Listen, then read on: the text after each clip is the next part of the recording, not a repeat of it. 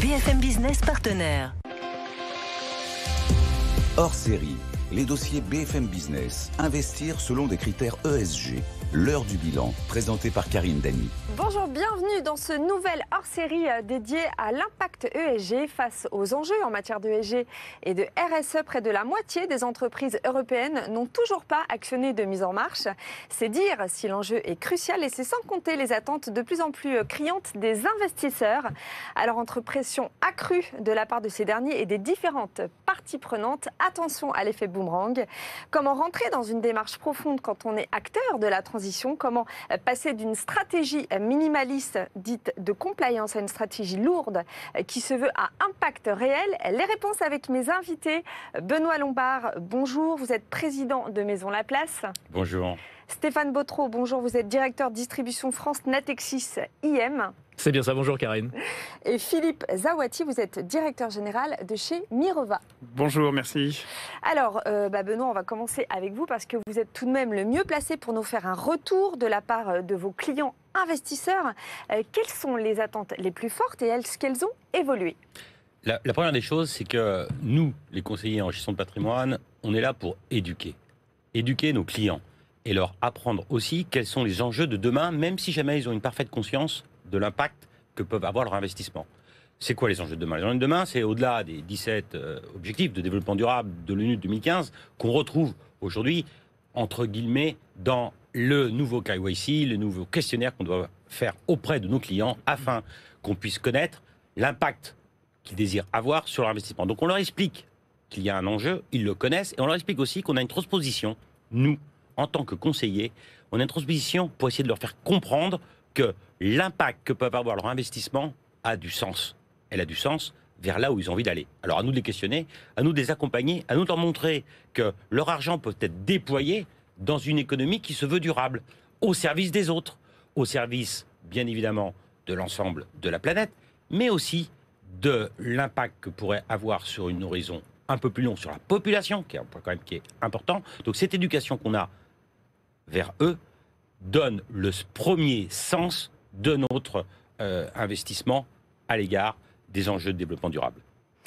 Stéphane, la mission de Natixis IM, c'est justement cet enjeu de répondre à une volonté d'investissement durable, jouer aussi un rôle de pédagogue, Bien sûr. Être lisible, réaliser une sorte de transition naturelle en fait en fonction du besoin client, comme on l'entendait. Est-ce que l'on peut reprendre déjà l'activité de votre plateforme, bien sûr versus cette révolution ESG, mais aussi votre approche multi-expert? Bien sûr, mais merci Karine. Que ce soit pour le sujet de l'ESG comme pour d'autres, en fait, nous sommes, en tant que plateforme précisément, à la croisée des chemins entre les conseillers, que représente Benoît, et nos expertises de gestion, nos sociétés de gestion, les affiliés que représente Philippe aujourd'hui dans l'espèce avec Mirova. Et donc le sujet pour nous, c'est d'articuler les attentes clients qui nous sont consolidées, remontées par nos partenaires conseillers en gestion de patrimoine et les traduire en investissement en produits financiers et de les aider à naviguer dans la richesse, dans la pluralité de l'offre de Natixis Investment Manager, parce que justement, c'est plus de 15 marques, c'est 1200 milliards d'actifs à travers le monde, répartis sur tous les continents, donc ça mérite justement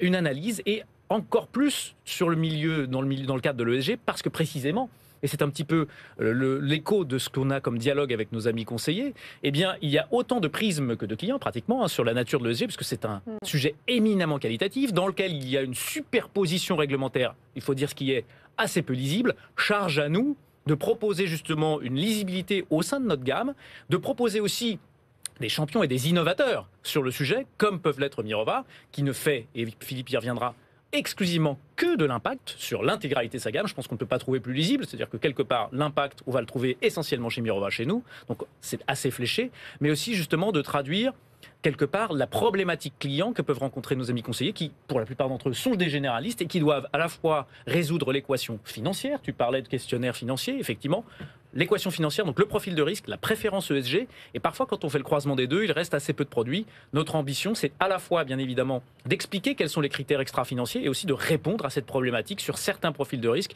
assez peu adressés. On peut penser à des offres prudentes, notamment, qui pour le moment, eh bien, sont plus difficiles à couvrir d'un point de vue ESG assez intensif, justement, sur de l'impact, où on peut mesurer à la fois l'impact financier, mais également l'impact extra-financier. Et je vous le rappelle, c'est bien ça l'enjeu, c'est pouvoir mesurer l'impact qu'on a sur notre environnement, qu'on parle des individus ou de la planète. Oui, vous parlez de mesures, à part l'empreinte carbone, c'est pas évident de mesurer justement cet impact.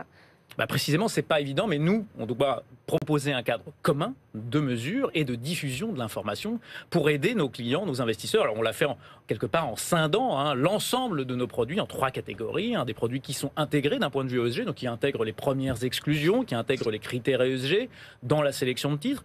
Des fonds qui sont dits durables, qui eux, en revanche, vont souhaiter aller plus loin dans la démarche durable et montrer une surperformance par rapport à leur environnement sur des critères extra-financiers. Et puis enfin, les fonds à impact, qui, eux, vont pouvoir proposer quelque chose de mesurable, de quantifiable et qui va être intégré en partie prenante, en partie intégrante à l'objectif du produit, aussi bien que des critères financiers. Philippe, la mission justement, on vient de l'entendre, que les besoins aux clients maintenant ont changé, ils ont besoin d'apporter du sens à leur épargne, en gros on n'a pas le choix. Les investisseurs ont besoin de concret, de lisibilité, on l'entendait justement dans la bouche de Stéphane. Chez Mirova, vous êtes une entreprise à mission, un des acteurs d'ailleurs référence sur la finance durable, que vous incarnez d'ailleurs depuis plus de 10 ans. Est-ce que vous pouvez nous dire concrètement comment vous répondez à leurs attentes? Quel levier vous utilisez pour mettre, comme vous le dites d'ailleurs, l'argent au service de l'impact pour faire se rencontrer investissement et avenir durable? C'est votre leitmotiv d'ailleurs. Et peut-on avoir un ou plusieurs exemples concrets? Beaucoup de questions. Beaucoup. Vous savez, dans investisseur responsable, le mot important, c'est investisseur. Et c'est ça fondamentalement ce qu'on fait. Notre métier, c'est d'investir l'argent de nos clients. Et on a la conviction que dans le monde dans lequel on vit aujourd'hui, la meilleure façon de l'investir, c'est de bien comprendre les enjeux auxquels on fait face. Et c'est tout ça, en fait, l'investissement à impact. C'est essayer de partir d'une situation dans laquelle, effectivement, on n'a pas le choix. Mais on n'a pas le choix, non pas parce que nos clients viennent taper à la porte en nous disant on veut de l'ESG. On n'a pas le choix parce qu'on est dans un monde qui est en train de changer radicalement. La Banque Centrale Européenne, il y a quelques jours, vient de produire une étude assez importante dans laquelle elle explique que retarder les investissements sur la transition énergétique, sur les grandes évolutions face au sujet du climat et de la nature, eh bien, ça va avoir un coût sur l'économie absolument considérable. Donc on n'est pas en train de parler d'éthique aujourd'hui, on n'est pas en train de parler d'environnement ou de petites fleurs, on est en train de parler de la façon dont l'économie est en train de se transformer. Et donc pour ça, la solution, nous, qu'on apporte, c'est quoi? C'est de l'expertise. Ça fait 10 ans qu'on développe de l'expertise pour essayer de comprendre cette transformation majeure, cette tectonique complète qui est en train de se passer sur l'économie et donc sur les placements. Et donc ça veut dire, additionner des expertises dans la question de la transition énergétique, dans la question de la transition alimentaire, de l'usage des sols, dans la façon dont on peut révolutionner l'agriculture et l'agrochimie avec de la chimie verte, de fabriquer du ciment avec moins d'énergie à basse température, de développer la production d'hydrogène, d'aller vers de la mobilité propre.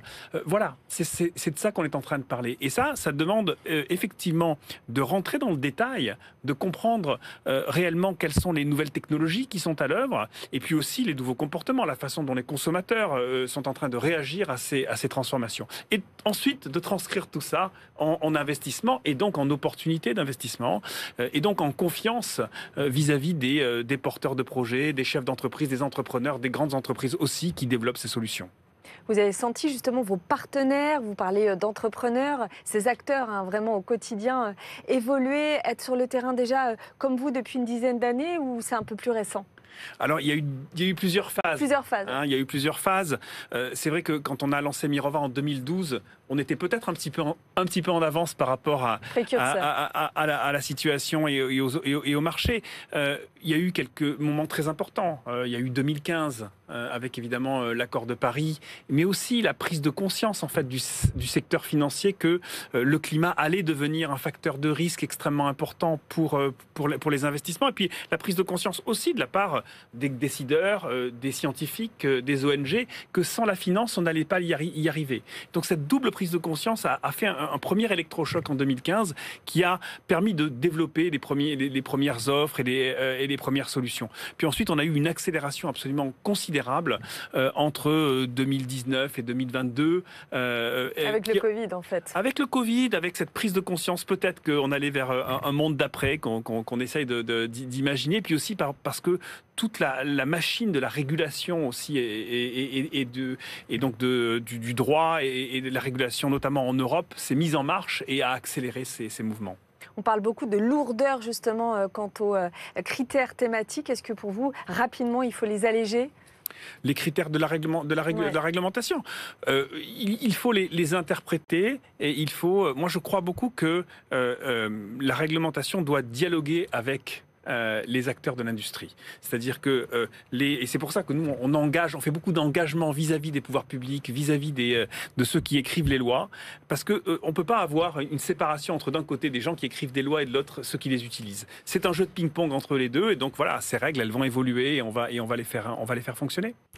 Benoît, justement, sur cette lourdeur administrative, est-ce que les clients s'en plaignent ? À nous de ne pas rendre cette lourdeur administrative indigeste. Donc un questionnaire de plus, on pourrait se dire, le questionnaire bien évidemment sur l'impact que l'on souhaite donner à son investissement, à nous de rendre digeste, à nous d'expliquer et à nous d'utiliser ce questionnaire pour éduquer.